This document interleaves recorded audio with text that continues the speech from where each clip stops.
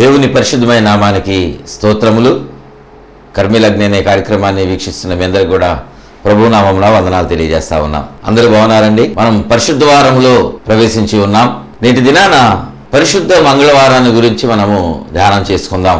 యేసుక్రీస్తు వారు మట్లాది వారమున జయోత్సాహముతో యెరూషలేము వీధుల్లో ఆయన సంచరించిన తర్వాత నిన్నటి దినాన పరిశుద్ధ సోమవారం ఆయన చేసినటువంటి పనులు దేవాలయాన్ని శుద్ధీకరించడం, అంజూరపు చెట్టును శపించటం, ఆ రెండు కార్యక్రమాలు నిన్న పరిశుద్ధ సోమవారంలో ప్రభువారు చేసినటువంటి వారుగా ఉన్నారు. పరిశుద్ధ మంగళవారం జరిగినటువంటి కార్యక్రమాలు మనము చూసినట్లయితే చాలా ప్రాముఖ్యమైనటువంటి అంశాలు మనము ఈ పరిశుద్ధ మంగళవారంలో ప్రభువారు జరిగించినట్లుగా మనం చూడవచ్చు. మొట్టమొదటిగా మనం ఒక మాట గమనించినట్లయితే మొదటి భాగంగా యేసుక్రీస్తు వారు ఆయనను బంధించాలి, నేరాన్ని ఆరోపించాలని ఆ దినాన ఉన్నటువంటి చాలా మంది ప్రభువుకు వ్యతిరేకంగా ఉన్న వాళ్ళు ఒక నేరం ఆరోపించాలని ప్రయత్నం చేసినటువంటి వారుగా ఉన్నారు.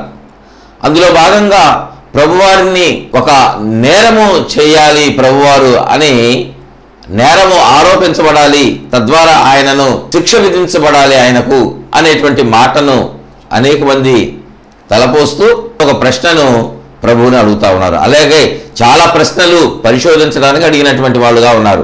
వాటిలో మొట్టమొదటిగా మనం చూసినట్లయితే మత్తయి సువార్త 22వ అధ్యాయంలో 15వ వచనం నుండి ఒక సందర్భం అనేటువంటిది వ్రాయబడి ఉంది.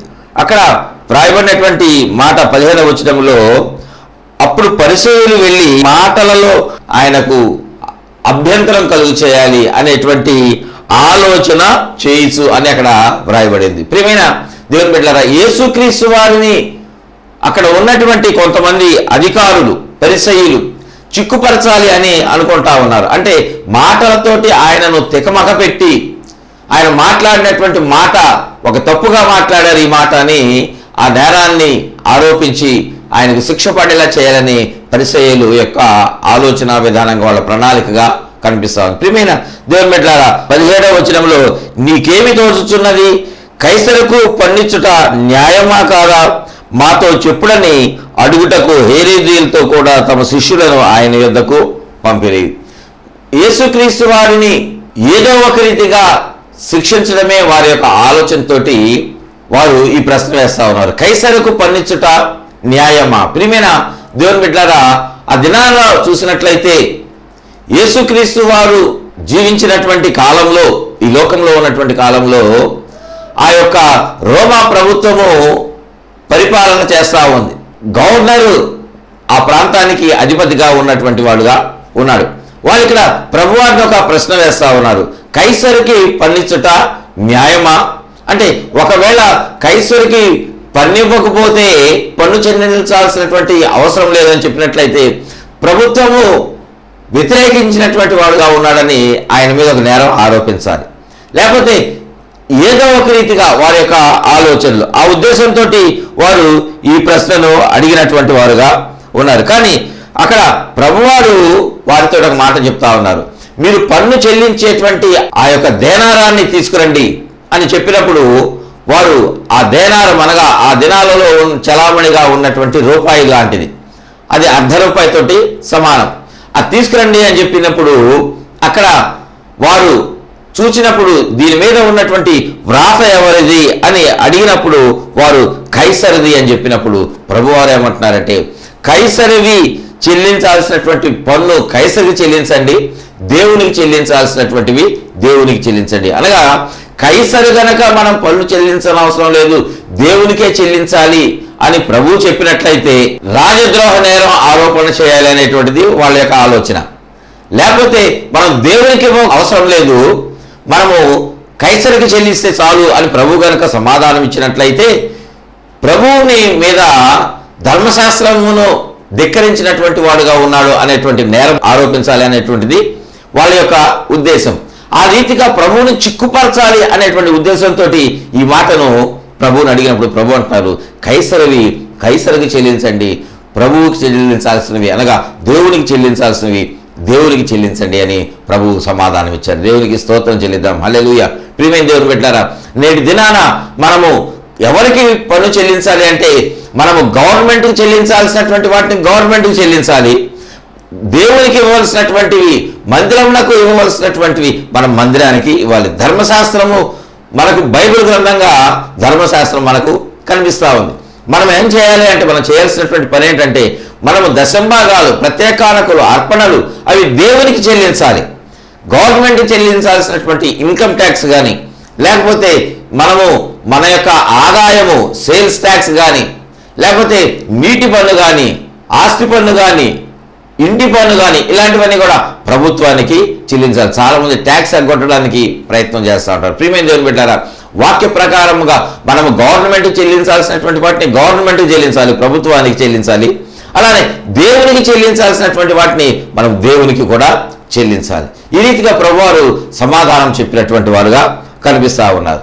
రెండవది, ప్రభువుని అక్కడ వారు చిక్కుపరచాలనేటువంటి ఉద్దేశంతో మరొక మాట కూడా అడుగుతా ఉన్నారు. ఎవరు అడుగుతా ఉన్నారంటే, అక్కడ పరిసయ్యులు, సద్దూకయ్యులు అనేటువంటి రెండు తెగలు మనము బైబిల్ గ్రంథంలో చూడవచ్చు. అయితే ఆ యొక్క తెగలలో ఉన్నటువంటి తేడా ఏంటంటే, పరిసయ్యులేమో పునరుద్ధానం గురించి నమ్ముతారు, సద్దూకయ్యులు మరణము తర్వాత పునరుద్ధానం లేదని చెప్పేసి వాళ్ళు నమ్మేటువంటి వారుగా ఉంటారు. అందుకే అక్కడ వాక్యంలో వ్రాయబడినటువంటి మాట మత్తయి సువార్త 22వ అధ్యాయము 25వ వచనంలో, మాలో 7 సహోదరులుండిరి, మొదటివాడు పెళ్లి చేసుకుని చనిపోయాను, అతని సంతానము లేనందున అతడు సహోదరుడు అతని భార్యను తీసుకునేను. మాకు ఒక సహోదరుడు ఉన్నాడు, ఆ సహోదరునికి సంతానం లేదు. అతను చనిపోయిన తర్వాత అతని భార్యను అతని తమ్ముడు, అతని సోదరుడు మరలా వివాహం చేసుకున్నాడు. ఇలాగా ఆ కుటుంబంలో అందరూ అలా చేసుకున్నారు. అయితే పునరుద్ధానం ఉందని చెప్తా ఉన్నారు కదా, ఆ పునరుద్ధానంలో ఈమె ఎవరికి భార్యగా ఉంటుంది అనేటువంటి మాట ప్రభు ద్వారా వినాలని వారు ప్రభువుని చిక్కు పెట్టాలి అని, పునరుద్ధానం లేదు అని చెప్పేటువంటి ఈ సద్దూకయ్యులు ప్రభువుని ప్రశ్నించడం ప్రారంభించారు. ప్రియమైన దేవుని బిడ్డలారా, ప్రభువు ఏ విధమైనటువంటి రీతిగా వారి చేతికి దొరకకుండా చాలా తెలివిగా దేవుని యొక్క జ్ఞానమును బట్టి ఆయన మాట్లాడి సమాధానం ఇచ్చినటువంటి వాడుగా ఉన్నాడు. ఆయన వారిని మొట్టమొదటిగా ఒక ప్రశ్న అడుగుతా ఉన్నారు. మత్తయి సువార్త 22వ అధ్యాయము 29వ వచనంలో, అందుకు యేసు, లేఖనముల్లోను గాని దేవుని శక్తిని గాని ఎరుగక మీరు పొరబడుతూ ఉన్నారు. ప్రియమైన దేవుని బిడ్డలారా, యేసుక్రీస్తు వారు ఈ సద్దూకయ్యులతో ఏమంటున్నారంటే, దేవుని శక్తిని కానీ లేఖనాలను కానీ మీరు తెలియకుండా ఉన్నారు, అందుకే మీరు ఇలాగా మాట్లాడుతూ ఉన్నారు అని ప్రభు మాట్లాడుతున్నారు. ప్రియమైన దేవుని బిడ్డలారా, ఇక్కడ మనం ఈ మాటను కనుక మనం గమనించినట్లయితే, వాక్యాన్ని మనం తెలియకుండా ఉన్నట్లయితే, లేఖనాలను గూర్చినటువంటి విషయాలు మనకు తెలియకపోతే మనము అనేక విషయాలలో అభ్యంతరపడేటువంటి వాళ్ళంగా ఉంటాం.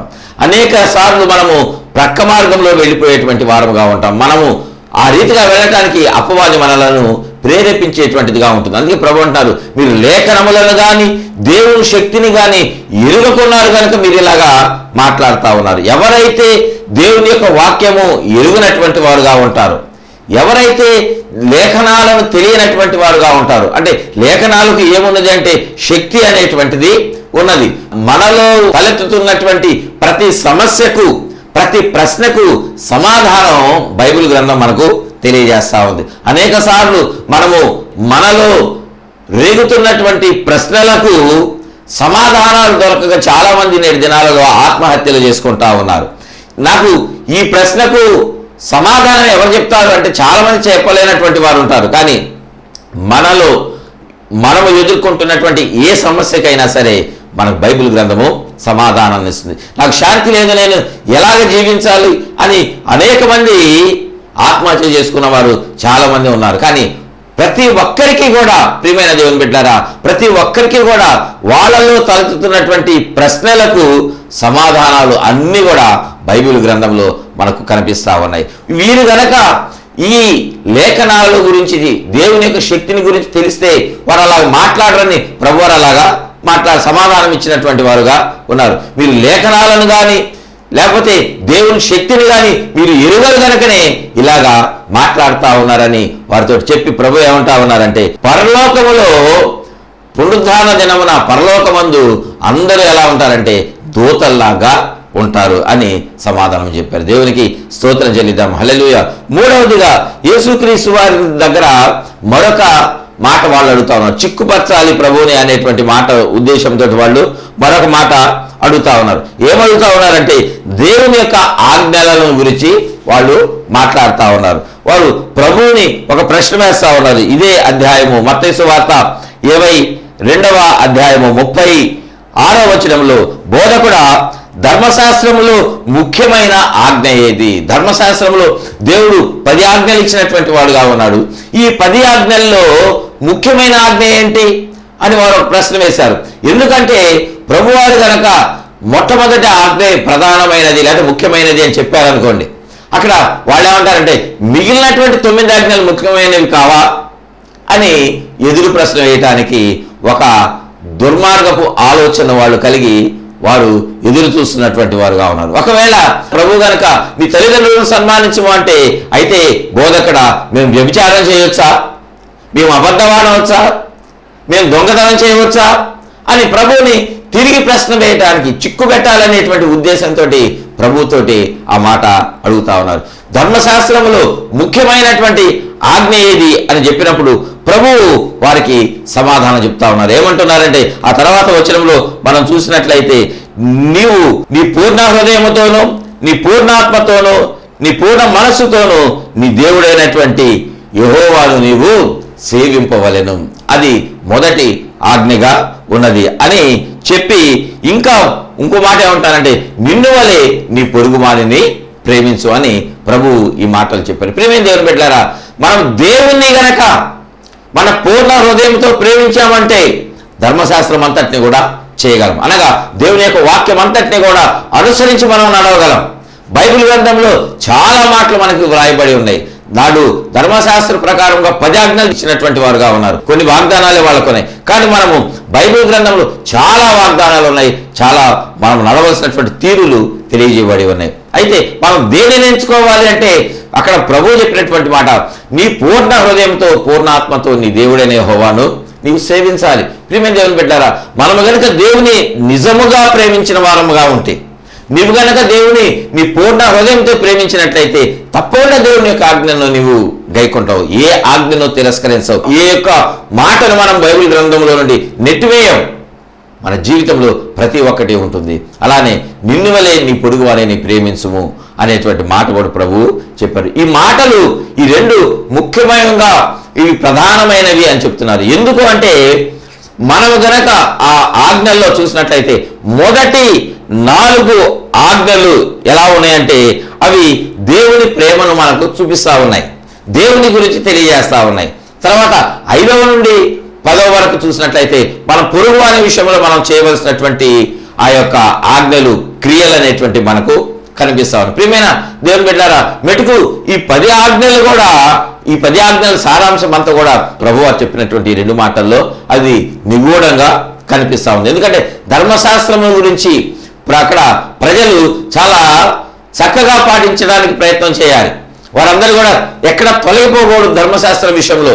అందులో ఇక్కడ శాస్త్రులు, పరిసయ్యులు వీరందరూ కూడా ఎలా ఉన్నారు అంటే ధర్మశాస్త్ర బోధకులు ధర్మశాస్త్ర విషయంలో ఎక్కడ తప్పటడుగు వేయకూడదు అనేటువంటిది వాళ్ళ యొక్క ఉద్దేశం. అందుకే ధర్మశాస్త్రాన్ని యూదులు పాటించేవాళ్ళు, క్రమంగా పాటించేవాళ్ళు, దానికి సంబంధించి అర్పించాల్సినటువంటి బలియాలను కూడా చేస్తూ ఉండేవాళ్ళు. కానీ ప్రభువారు ఏం చెప్తా ఉన్నారంటే, నాకు బలులు ముఖ్యం కాదు, కానీ నా మాట వినటమే శ్రేష్టము. సమూయేలు గ్రంథంలో కూడా ఈ మాట మాట్లాడుతూ ఉన్నాడు. సమూయేలు గ్రంథంలో సౌలు రాజు గురించి ప్రవక్త ద్వారా తెలియజేయబడతా ఉంది. నా మాట వినడం శ్రేష్టమా, నీవు తీసుకొచ్చినటువంటి ఈ యొక్క జంతువులను బలికి ఇవ్వటము శ్రేష్టమా అని ప్రభు మాట్లాడుతూ ఉన్నారు, ప్రశ్నిస్తాను. ప్రియమైన దేవుని బిడ్డలారా, మన మందిరానికి ప్రత్యేకమైనటువంటి కానుకలను సమర్పించినటువంటి వాళ్ళంగా ఉండవచ్చు, లేకపోతే మన అర్పణలను అధికంగా దేవుని యొక్క మందిరంలో తీసుకువెళ్ళవచ్చు, మన సేవకులకు మనం ఇవ్వచ్చు. కానీ ప్రియమైన దేవుని బిడ్డలారా, మనము సమస్తము సమర్పించిన దేవుని మాటను కనుక మనం వినకపోయినట్లయితే, దేవుని ఆజ్ఞలు మనం గైకొనకపోయినట్లయితే దేవుడు వాటిని అంగీకరించేటువంటి వాడు కాదు. ఇలాగా మనం దేవుని శోధిస్తూ ఉన్నాం. వారేమో ధర్మశాస్త్ర విషయంలో ఏది ప్రధానమైనటువంటి ఆజ్ఞ అని చెప్పారు. కానీ ప్రభువారు అంటున్నారు, ఈ మాటలు తెలియజేసినప్పుడు అవి ఆ 2 మాటల్లో ధర్మశాస్త్రం అంతా ఇమిడినట్లుగా ఉన్నదని ప్రభువారు తెలియజేశారు. ప్రియమైన దేవుని బిడ్డలారా, మరొక మాట అక్కడ ప్రభువారు వారికి తెలియజేసినటువంటి మాట ఏంటంటే ప్రభువుని గురించి, రాకడను గురించి ప్రభువుని వారు ప్రశ్న వేస్తున్నటువంటి వారుగా కనిపిస్తా ఉన్నారు. చూడండి, మత్తయి సువార్త 24వ అధ్యాయంలో యేసుక్రీస్తు వారిని వారు ఒక ప్రశ్న వేస్తా ఉన్నారు. ఆయన శిష్యులు అడుగుతా ఉన్నారు. ఏమని అడుగుతున్నారంటే, ప్రభువా, ఈ రాకడకు సూచనలు ఏంటి? ఈ యుగ సమాప్తి ఎప్పుడు?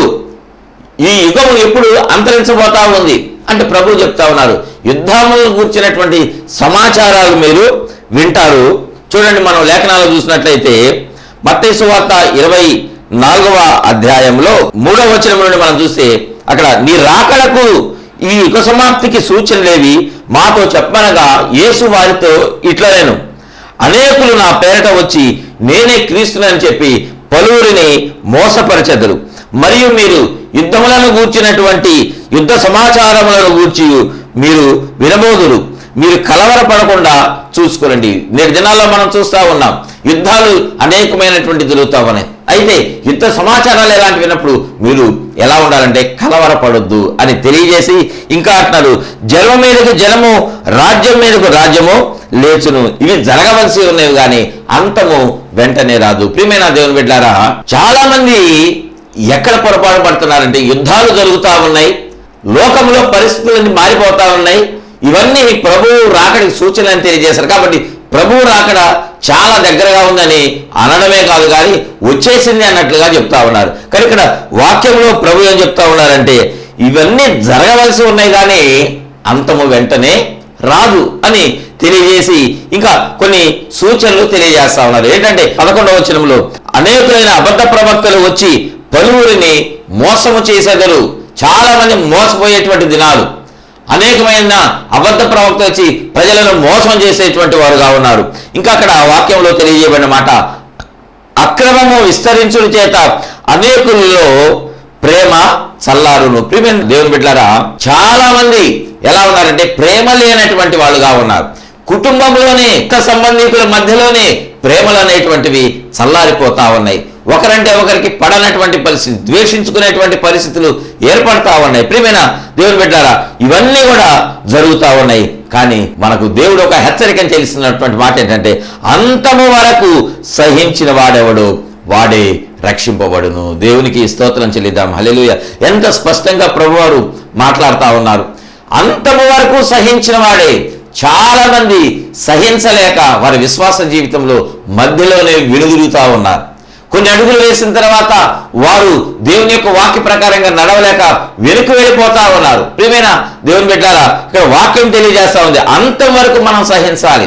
మనం దేన్నైతే పట్టుకున్నామో, ఏ వాక్య ప్రకారంగా మనం అంగీకరించి నమ్మి విశ్వాసం ఉంచి బాప్తిజం తీసుకున్నామో ఆ వాక్య ప్రకారముగా మనము అంతవరకు సహించాలి. శ్రమ ఎదురు కావచ్చు, కష్టం ఎదురు కావచ్చు. ప్రియమైన దేవుని బిడ్డలారా, చాలా మంది అంటారు మాకున్న శ్రమలు మీకేం తెలుసండి, మాకున్న ఇబ్బందులు మీకేం తెలుసు, మాకున్న కష్టాలు మీరెవరు కూడా భరించలేరు, మాకు మనశ్శాంతి లేదు, రకరకాలుగా మాట్లాడతాం. ప్రియమైన దేవుని బిడ్డలారా, మనకు ఎర్ర సముద్రం లాంటి కష్టాలు ఎదురవ్వచ్చు, ఇరుకో కోటగోడ లాంటి సమస్యలు మన ముందు నిలబడే ఉండవచ్చు.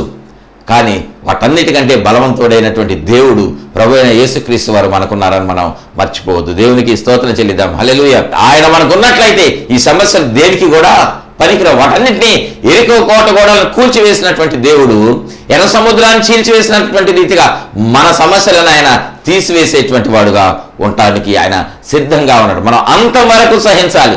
సమస్య వచ్చిందని మనము తొలగిపోకుండా నిలబడాలి. ప్రియమైన దేవుని బిడ్డలారా, మనము ఎలా ఉండాలంటే ఆరోగ్యంగా ఉన్నా, అనారోగ్య పరిస్థితులున్నా, అప్పులున్నా, మనకు సుఖమున్నా, కష్టమున్నా, అన్నీ ఏది ఉన్నా లేకపోయినా మనము ప్రభువుని మాత్రం విడిచిపెట్టకుండా ఆయనతోటే నిలిచి ఉండేటువంటి వారముగా ఉండాలి. అంతవరకు సహించాలి అని ప్రభువారు తెలియజేశారు.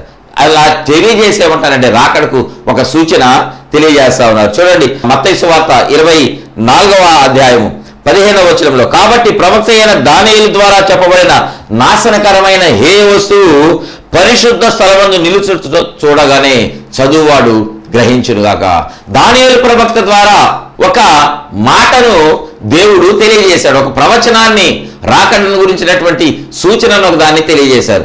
ఏమని తెలియజేశారు అంటే, ప్రవక్త అంటున్నాడు, దానియేలు ప్రవక్త, ఈ నాశనకరమైనటువంటి హేయ వస్తువు అంత్య అబద్ధ క్రీస్తు వీడు యెరూషలేములో ఉన్నటువంటి దేవాలయంలో పరిశుద్ధ స్థలంలోనికి ప్రవేశించి అక్కడ అనుదిన బలి నైవేద్యములను నిలిపివేయాలని ఒక ఆజ్ఞను జారీ చేయబోతా ఉన్నాడు. అనగా ప్రతి దినము కూడా, అనుదినము కూడా అక్కడ యాజకులు బలి అర్పణ జరిగిస్తా ఉన్నారు. వాటన్నిటిని కూడా అవి నిలిపివేయాలి అని వాడు వచ్చేసి పరిశుద్ధ స్థలంలో కూర్చునేటువంటి ఒక దినము రాబోతా ఉంది. ఎప్పుడైతే ఇది జరుగుతుందో అంతము ప్రారంభమైందని మనము జ్ఞాపకం ఉంచుకోవాలి. ఎందుకంటే వారికి పరలోకంలో ఇంకెక్కడ స్థలం లేదు, వెళ్ళడానికి అవకాశం లేదు. దేవుడు యుద్ధం చేయడానికి సిద్ధంగా ఉన్నటువంటి సమయంలో అనేక మంది ప్రజలు కూడా, అపవాదిని వెంబడిస్తున్నటువంటి వారు కూడా దేవుని వైపు తిరగడం చూసి వారు ఎక్కడా కూడా దేవునికి నమస్కారం చేస్తా ఉన్నారు, దేవునికి ప్రాధాన్యత ఇవ్వడం చూసి వాడు వెంటనే అంత్య అబద్ధ క్రీస్తు ఈ యొక్క యెరూషలేము దేవాలయంలో పరిశుద్ధ స్థలంలో ప్రవేశించబోతున్నాడు. ఇది జరగబోతా ఉంది.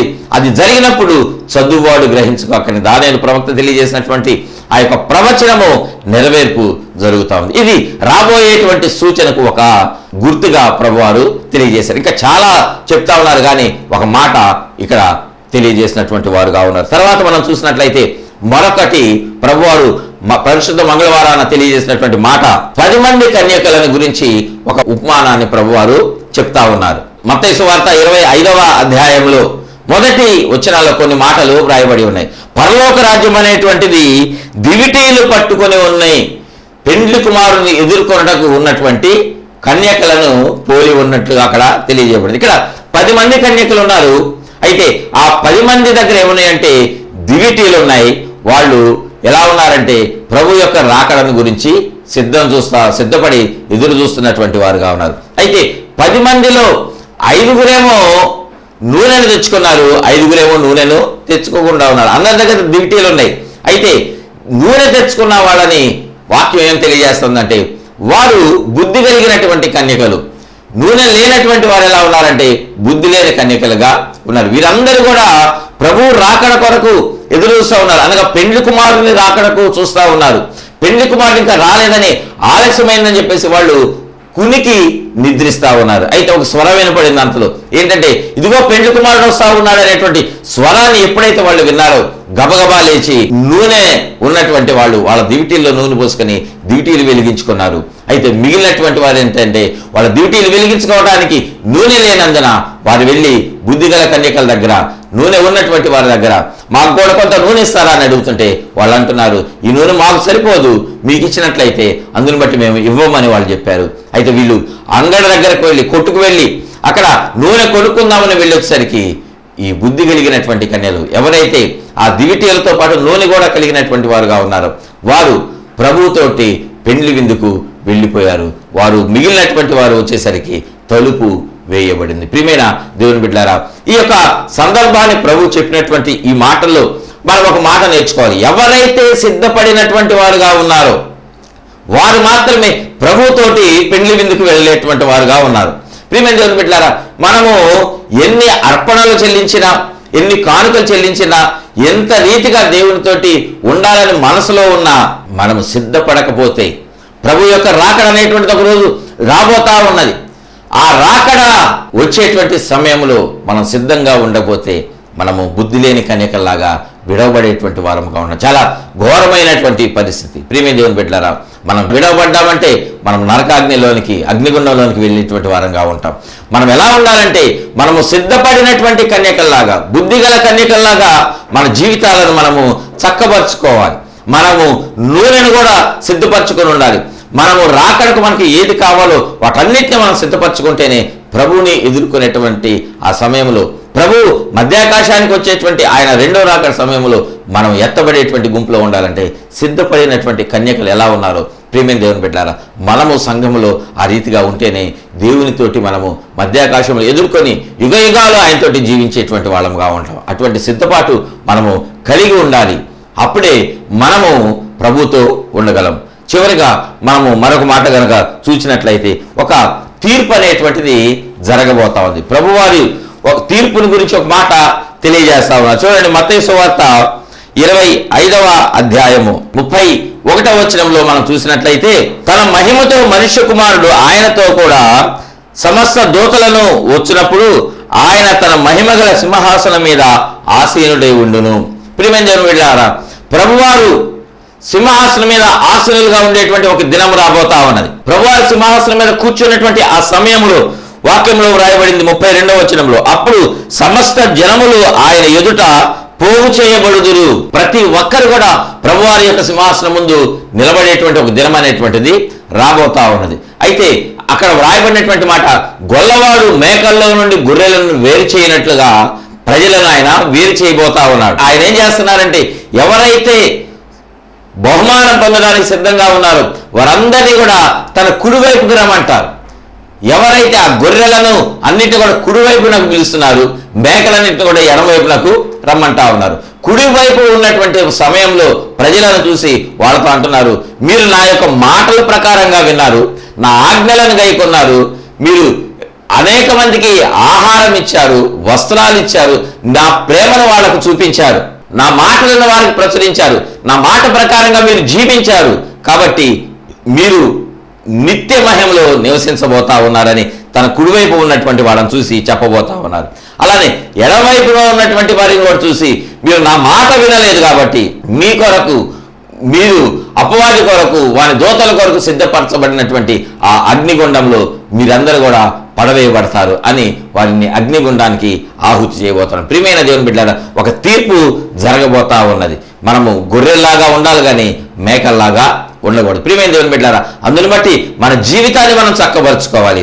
ఈ విషయాలన్నీ కూడా మనము సక్రమంగా జీవించడానికి ముందుగానే ప్రభువారు జరగబోతున్నటువంటి విషయాలను, రాకడకు సూచనలను, ఆ తర్వాత జరగబోతున్నటువంటి తీర్పును గురించి ఒక హెచ్చరికను ఈ పరిశుద్ధ మంగళవారాన్ని ఆయన తెలియజేశారు.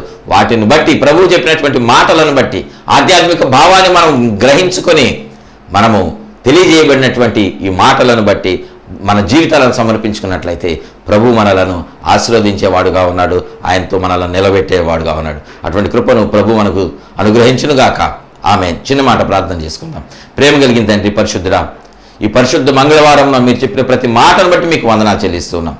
అన్ని విషయాల్లో మా ప్రభువా మేము మీకు నిజమైనటువంటి బిడ్డలుగా ఉండడానికి కృప చూపించమని, మీ మాటలు మా హృదయంలో భద్రపరచుకొని ఇవ్వడానికి కృప చూపించమని మీకే సమర్పించుకుంటూ యేసయ్య నామమున అడిగి వేడుకుంటున్నాం తండ్రి. ఆమేన్. మన తండ్రి అయిన దేవుని ప్రేమ, మన ప్రభువును రక్షకుడైన యేసుక్రీస్తు వారి కృప, పరిశుద్ధాత్మ దేవునికి అన్యోన్యమైన సహవాసం సదాకాలం తోడుగా ఉండి నడిపించి వర్ధిల్ల చేయనుగాక. ఆమేన్. ఆమేన్. ఆమేన్. God bless you all.